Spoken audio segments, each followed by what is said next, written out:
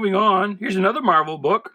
And this is still during the Timely era, but there was a while there that Marvel did use this, what they call the Red Bullet logo from Martin Goodman's magazine line.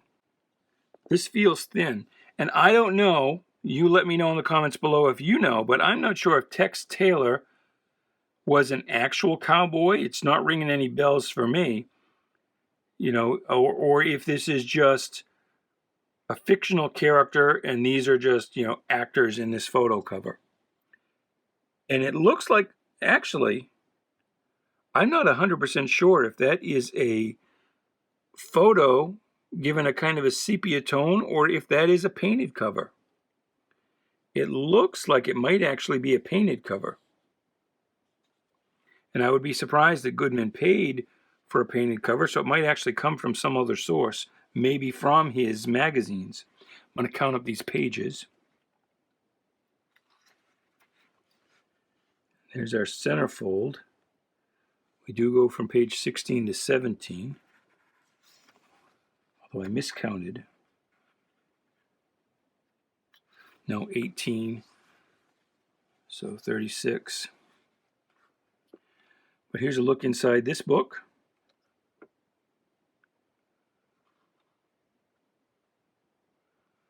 Editorial consultant Gene Thompson, MD, psychiatrist. Well, there. I guess, and see, Martin Goodman had about a bazillion DBAs for tax purposes, or maybe we should more correctly say tax avoidance purposes. But although this is a Marvel/Timely book, the actual indicia publisher is Hercules Publishing Corporation. But you would see that the offices, the address for the editorial office is the same on all of them, or most all of them.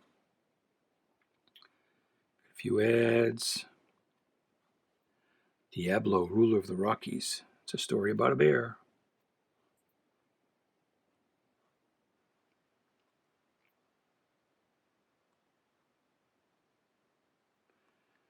And I guess this is one fairly long story of Tex Taylor, so that's interesting. But let's actually get to grading this thing. So we got a little chip out of the top. We got quite a few divots here, some tears and stress marks. Blunting here at the bottom. Some chips out of that edge. This edge is blunted up. Got about a 1/4 inch tear there at the top. The back is fairly brown. Got a lot of wrinkling that, again, because of the age, the soiling, they tend to show up pretty heavy. Pages themselves are okay. So I think I'm going to give that book, I'm going to call that a 4. I'm going to call that a very good. You got just a preponderance of little things there. Nothing so big as to be, a detraction in and of itself. It's just a preponderance of smaller defects. Maybe I could go to a 3.5, but still I think I feel comfortable calling that a 4. And the reason for the 3.5 would be that some of these stress marks are pretty heavy, and a few of them, like that one there, is an actual tear. But the book is otherwise solid and, apart from age, clean.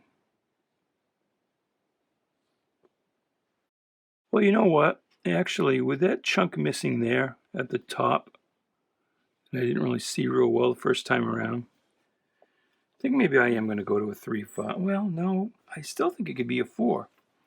It's got some nice cover appeal, eye appeal, even with that. But I better play it safe. and call it a 3.5. And another reason to call it a 3.5 might be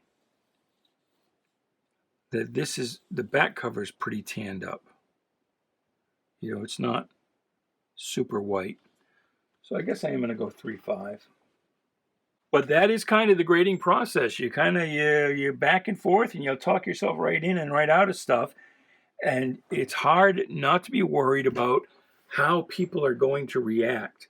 Because like the buyer is going to try and argue you down. They're going to say, well, this is that, and so it can't be any greater than this grade. And so it's really hard.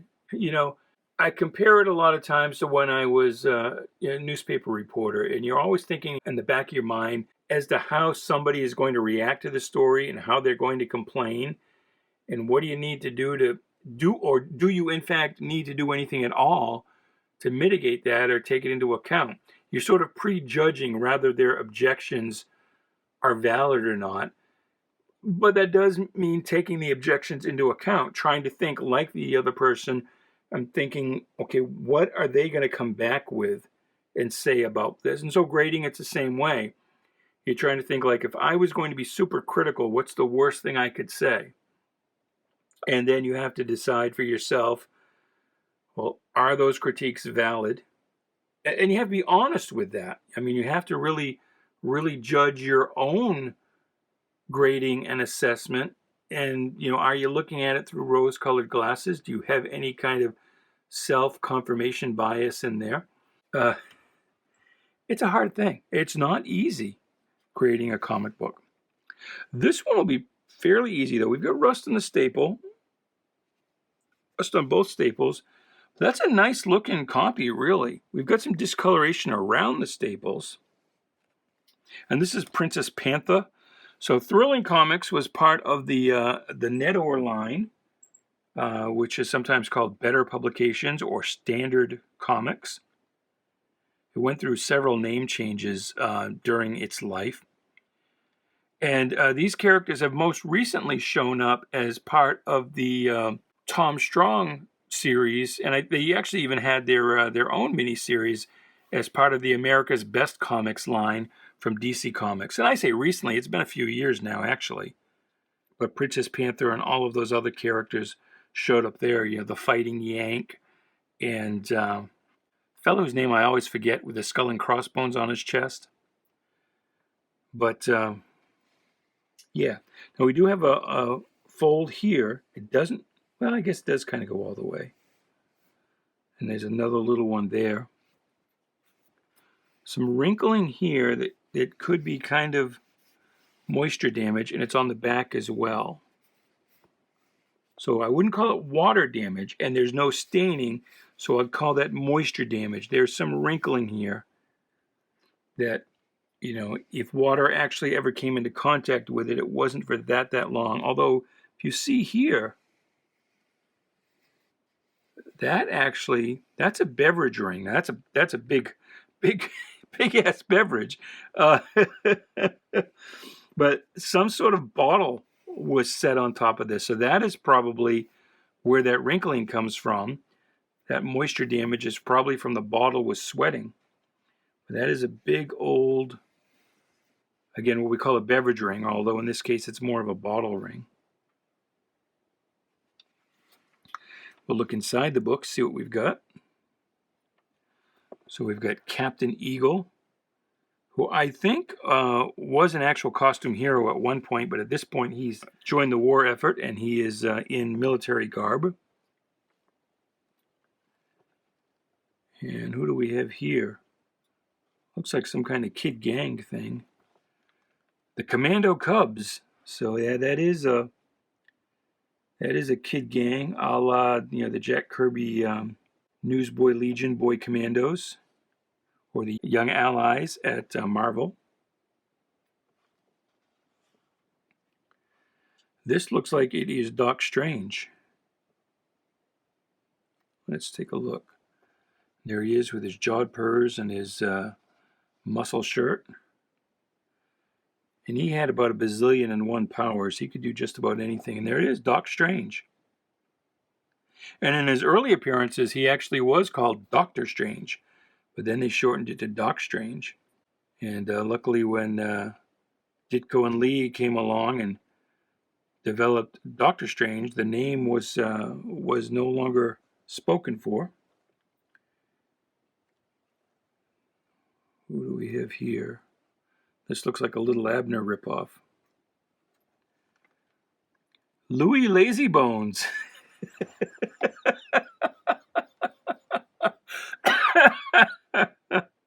That's funny. And here's your Princess Pantha jungle goddess.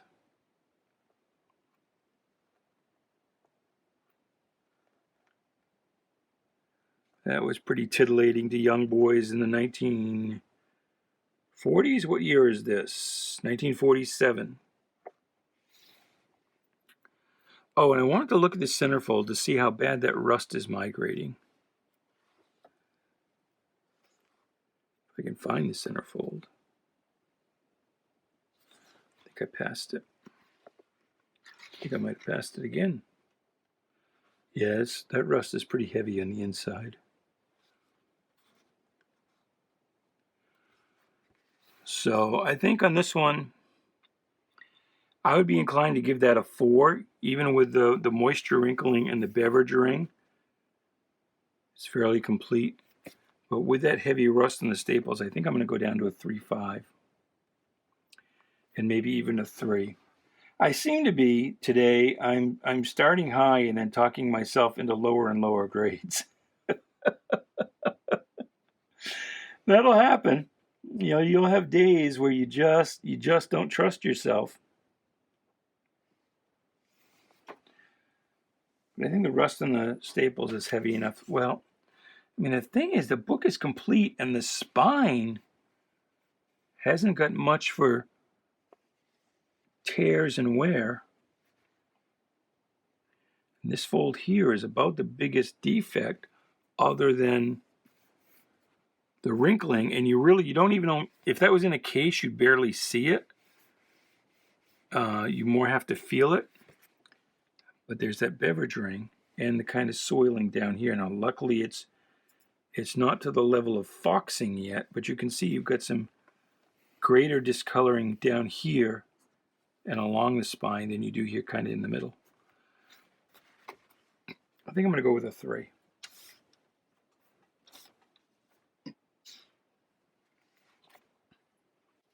Tip Top Comics.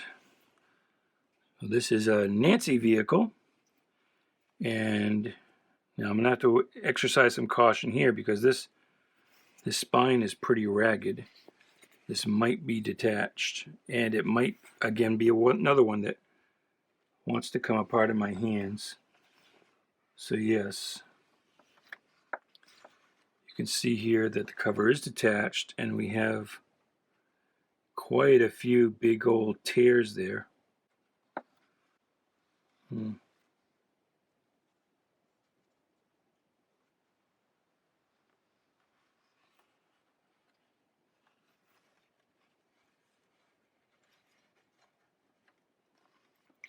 Well, let's look at the inside of the book. It looks clean and complete. So here's some Ernie Bushmiller Nancy for you. And Nancy, I mean, you look at Nancy in the newspaper strips for the past 30, 40 years, and it's been kind of, what the hell? But under Ernie Bushmiller, at least, it was quite a charming little strip. So we got Abby and Slats. That's a newspaper strip nobody remembers. The Captain and the Kids. Very few people remember that still, although it was quite a thing in its day. Windy and Paddles, that's something I've never even heard of. This looks like, oh, El Bombo. No idea what El Bombo is.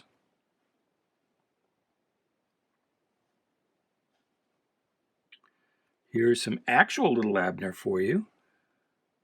So this is not just Louis Lazybones. There's his actual honest-to-goodness little Abner. Oops, where'd he go? Where's his splash page? There he is. With Daisy May.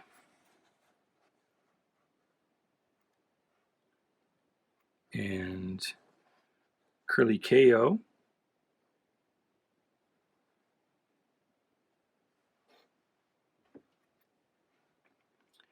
and not really very much Nancy in this, and it's alternating Nancy and Fritzi Ritz. So I think that's complete. Cover's a mess though. So I think we're going to go with a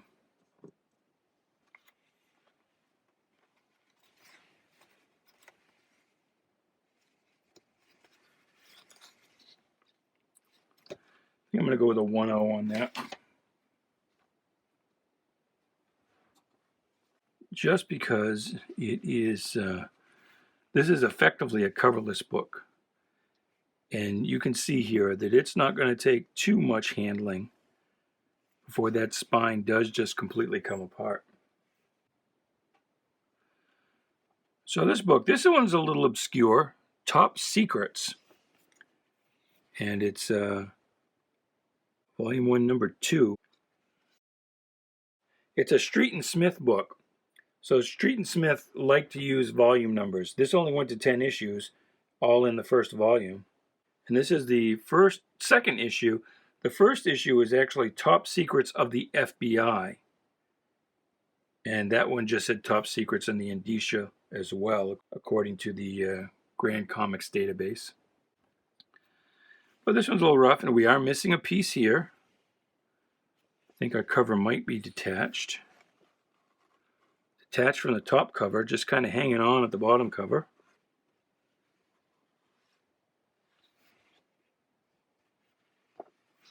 Got a 1/2-inch top spine split.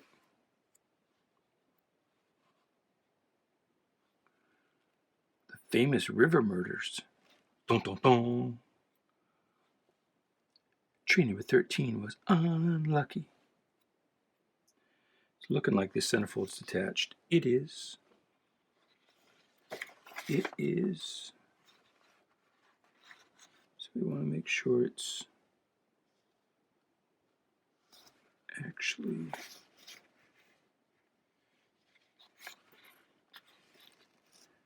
And the next one is detached from the bottom staple.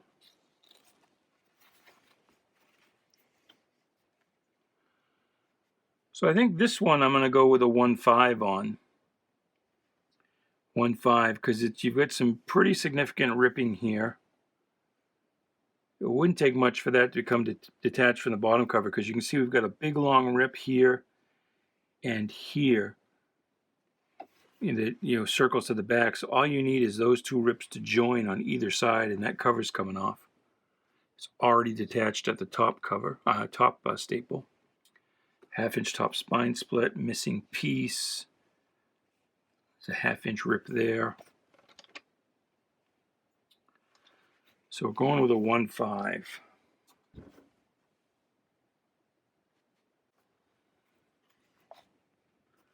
And last but not least, this was a much longer video than I had anticipated. Here is True Comics.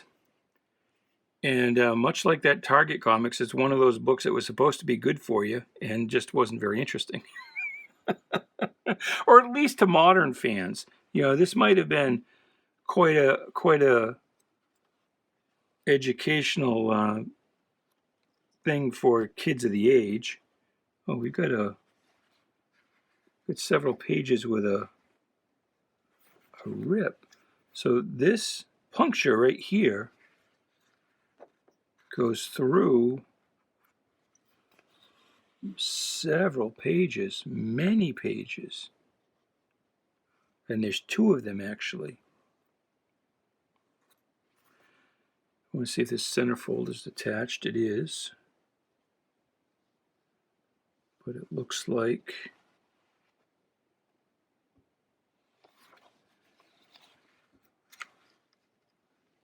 everything's there. First round-the-world flight.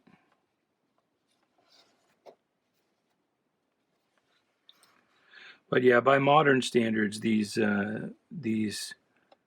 true fact books aren't particularly interesting, and the art in them is sometimes fairly crude by modern standards. Those go all the way through.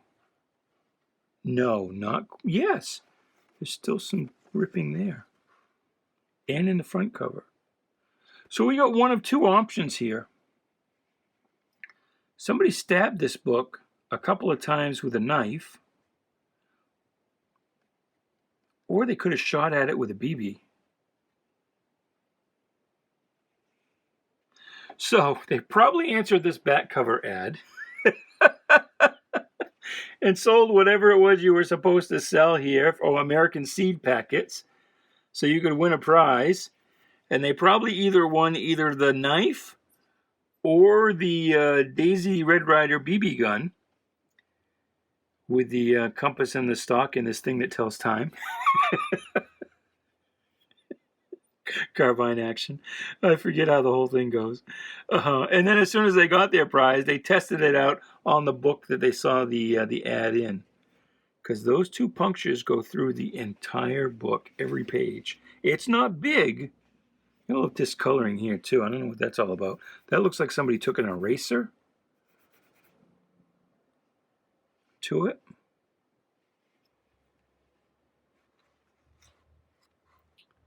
That's crazy. So I could give this book like a 2.5 or a 3, maybe even a 3.5. Yeah, I could go to a 3.5 on that, except that those puncture marks go through every page. And that, well, probably not a 3.5 with the centerfold attached. But because those puncture marks go through every page, they're not that obtrusive. There's only a couple of pages that stick together because of it, that you have to pry apart. I think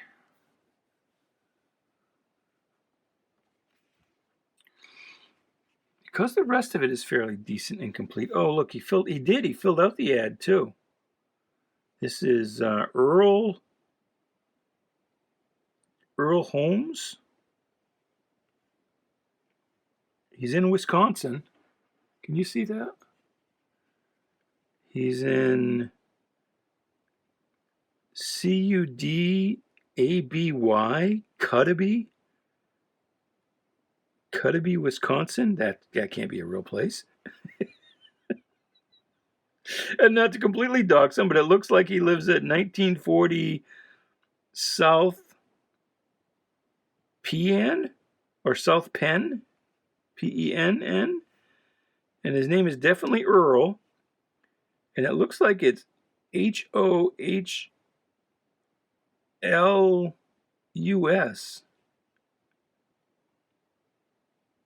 maybe that's a K. Hochels. Hochels sounds like it ought to be one of those little Abner ripoff characters. Well, Earl of Wisconsin, you're a little shithead for poking holes through every page of your book, or shooting holes, whichever one you did. I think I got to go to a 1.8 on that. I could go higher, but I think because those holes go through every page. Well, there you go. That's it. I was all over the map on this video. I guess it's early, I guess. But, you know, that's one reason to do these videos. It's as much for me as you in a certain regard. Is, you know, I pump out one of these quick grading videos, and it's a way for me to kind of ease into the day. So... Oh, this video was kind of a hot mess, though, wasn't it? And the grading was probably a hot mess, too. But anyway, thank you so much for watching. We'll see you next time out. Until then, goodbye, good luck, and please be good to each other.